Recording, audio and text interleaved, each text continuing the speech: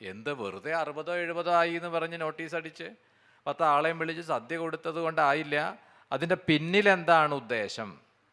ഈ ഷഡ്രിപുക്കളെയും ജയിച്ചു ഒരുവൻ എന്നാണ്.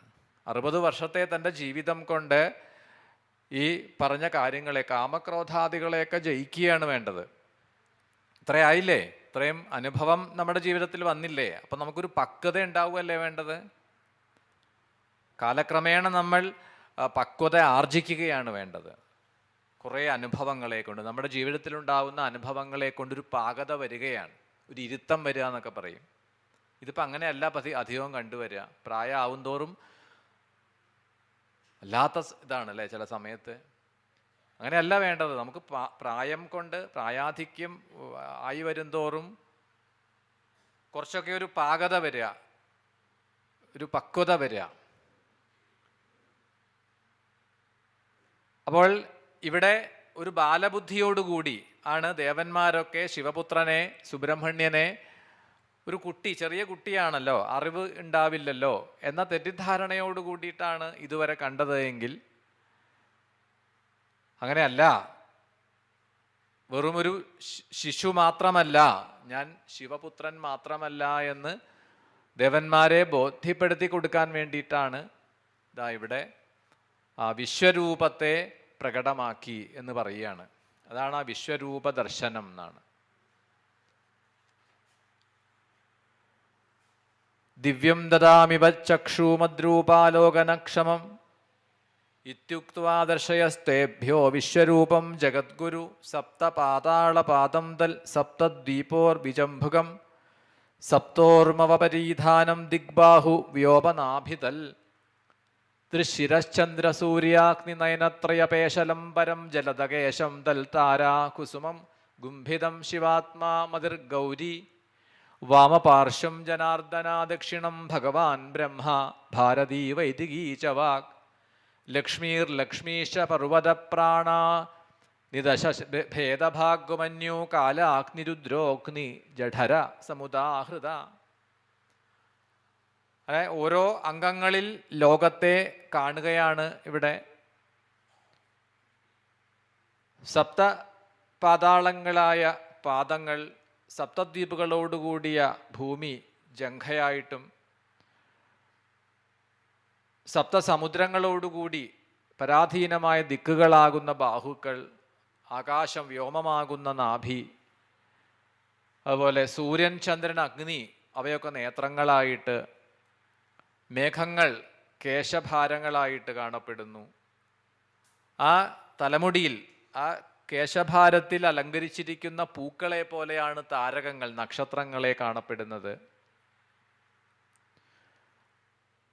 ഈ വിരാട് സ്വരൂപത്തിൻ്റെ, സുബ്രഹ്മണ്യൻ പ്രകടമാക്കി കൊടുത്ത വിശ്വരൂപത്തിൽ ആ വിരാട് രൂപത്തിൻ്റെ മനസ്സ് ശിവനാണ്, ബുദ്ധി ഗൗരിയാണ്, ഇടതുഭാഗം വിഷ്ണുവാണ്, വലതുഭാഗം വിധി ബ്രഹ്മാവ് ആണ്. സരസ്വതിയാണ് വാക്ക്, വാക്കിൻ്റെ ദേവതയാണ് സരസ്വതി എന്നാണ്. വായു 10 രൂപങ്ങളിൽ 10 പ്രാണങ്ങളായിട്ട്, ദശപ്രാണങ്ങൾ എന്നാണ് പറയുക. 5 മുഖ്യപ്രാണങ്ങളും 5 ഉപപ്രാണങ്ങളുമാണ് നമ്മുടെയൊക്കെ ശരീരത്തിലുള്ളത്. പ്രാണൻ, അപാനൻ, വ്യാനൻ, ഉദാനൻ, സമാനൻ, അങ്ങനെ 5 മുഖ്യപ്രാണങ്ങൾ. പിന്നെ അതുകൂടാതെ 5 ഉപപ്രാണങ്ങളുണ്ട്. നാഗൻ, കൃകരൻ, കൂർമൻ, ദേവദത്തൻ, ധനഞ്ജയൻ, അങ്ങനെ 5 ഉപപ്രാണങ്ങൾ. അപ്പോൾ ഈ 10 പ്രാണങ്ങൾ വായു തന്നെയാണ്, വായുദേവൻ തന്നെയാണ് ഇവിടെ ഈ ഭഗവാന്റെ വിശ്വരൂപത്തിൽ കാണപ്പെടുക. അനന്തൻ തുടങ്ങിയിട്ടുള്ള നാഗങ്ങൾ പാദനൂപുരങ്ങളായിട്ട് ആണ്. അതായത് ചെറിയ ചെറിയ ആഭരണ രൂപത്തിലാണ് ആ മഹാനാഗങ്ങളൊക്കെ. ഓഷധികളാണ് രോപകൂപങ്ങളായിട്ട്. ഇങ്ങനെ എന്താണ് തേജസ്സോടുകൂടി അനേക കോടി സൂര്യന്മാർക്ക് തുല്യമായ ആ പ്രഭയോട് കൂടിയിട്ട്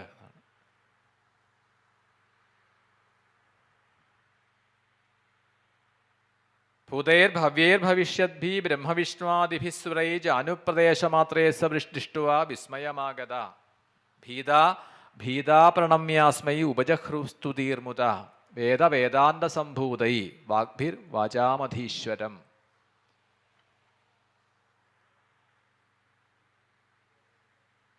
അങ്ങനെ കോടി ചന്ദ്രന് തുല്യമായിട്ട് ഇപ്പൊ ഒരു സൂര്യൻ തന്നെ ഉദിച്ചാൽ നമുക്കറിയാം സൂര്യ തേജസ്സിനെ നമുക്ക് താങ്ങാൻ കഴിയില്ല ചില സമയത്ത്, അത്ര അധികം ചൂടാണ്. എന്നാൽ പറയുകയാണ് അത്ര അധികം പ്രഭ ഉണ്ടെങ്കിലും അത്രയധികം തേജസ്സോട് കൂടിയിട്ടാണെങ്കിലും ആ തേജസ്സിൻ്റെ ശീതളിമയൊക്കെ എപ്രകാരമാണ്? അനേക കോടിക്കണക്കിന് ചന്ദ്രൻ ഉദിച്ചതുപോലെയുള്ള ശീതളിമയാണ്. ഇങ്ങനെ ദേവന്മാർക്ക് ആ സ്കന്ദ രൂപം സുബ്രഹ്മണ്യന്റെ വിശ്വരൂപത്തെ പ്രകടമാക്കി അവരെല്ലാവരും കൂടിയിട്ട് സ്തുതിക്കാൻ ആരംഭിച്ചു. ഏനജാതാനി ജീവന്തിയൽ പ്രയന്തി വിശന്തി ജാതത് ബ്രഹ്മപരമം സാക്ഷാൽ സുബ്രഹ്മണ്യമുപാസ്മഹേ. വിനിദ്ര പുണ്ടരീകാക്ഷയുകളോ ജഗദാംബതി ത്വം ത്വമനന്യശരണാ പ്രപന്നാ ശരണം ഗുഹം. ആദ്യമിന്ദ്രം ഹരാവിഷ്ണും ബ്രഹ്മാണമപരാന്തരം ആഹുര്യന്മായാമൂഢ തമീശതനുജം നമ. അനവാപ്യതദ്ബുദ്ധിം ഇന്ദ്രിയാണ്യപരേ വിദൂയൽ കൃപാരഹിതാ ലോകേ തം ബ്രഹ്മപരമം നുമ. ജ്ഞാത്വേദിയം ജനശാന്തിം ഏതി ഭൂതിപ്രദായകം ശക്തിയായുധം സർവശക്തി സമൃദ്ധം തമുപാസ്മഹേ. ശിവായ ത്വാമവിജ്ഞായ ദുഃഖാന്തം വിയാതി തം നുമ. ത്വമേവ ഗതി അസ്മാകം ത്വം ധൃതേ വിദ്മഹേ പരം പരം ബ്രഹ്മ പരം ധാമ പരം ജ്യോതി സ ഈശ്വരാം. ദേവന്മാര് സ്തുതിക്കുകയാണ്. ഈ വിശ്വം, ഈ ലോകം ആരിൽ നിന്ന് ജനിക്കുന്നുവോ, ആരുടെ പ്രഭാവം കൊണ്ടാണോ ഇത് നിലനിൽക്കുന്നത്, ഏതൊന്നിലാണോ പോയി ലയിക്കുന്നത്, അത് ശിവനിൽ തന്നെയാണെങ്കിൽ ആ ശിവസ്വരൂപിയാണ്. ശിവന്റെ 5 മുഖങ്ങളും ശക്തിയുടെ ആറാമതായിട്ട് ശക്തിയുടെ മുഖം കൂടി ചേർന്നപ്പോഴാണ് 6 മുഖനായത്. മുൻപ് നമ്മൾ പറഞ്ഞു. അതാണ് സ്കന്ദന്റെ പ്രഭാവം തന്നെ. അപ്പൊ ശിവന്റെ 4 ദിക്കുകളിലേക്കുള്ള മുഖങ്ങൾ ഊർധ്വമുഖം, അപ്പൊ 5 മുഖായി. അങ്ങനെ ഒരു ശിവധ്യാനം തന്നെ നമുക്ക് ശിവപുരാണത്തിലൊക്കെ കാണാം. അത് ഏതൊക്കെ മുഖങ്ങളാണ്? സദ്യോജാതൻ, അഘോരൻ, അങ്ങനെ തുടങ്ങിയിട്ടുള്ള ഓരോ മുഖത്തിൻ്റെയും പ്രത്യേകം പ്രത്യേകം പേരുകളുണ്ട്. ഈ 5 മുഖങ്ങളും. അടുത്തത് അധോമുഖമാണ്, അത് ശക്തിയാണ്. ഈ 6 മുഖങ്ങൾ ചേർന്നിട്ട് അതാണ് സ്കന്ദന്റെ പ്രഭാവം. ശിവനും ശക്തിയും ഒന്നിച്ചു ചേർന്നപ്പോൾ രൂപീകൃതമായ മറ്റൊരു ദേവതാ സങ്കല്പം. ആ ദേവതയെ നമുക്ക് ഉപാസിക്കാൻ വേണ്ടി തന്നു ജ്ഞാനത്തിൻ്റെ മൂർത്തിയായിട്ട്.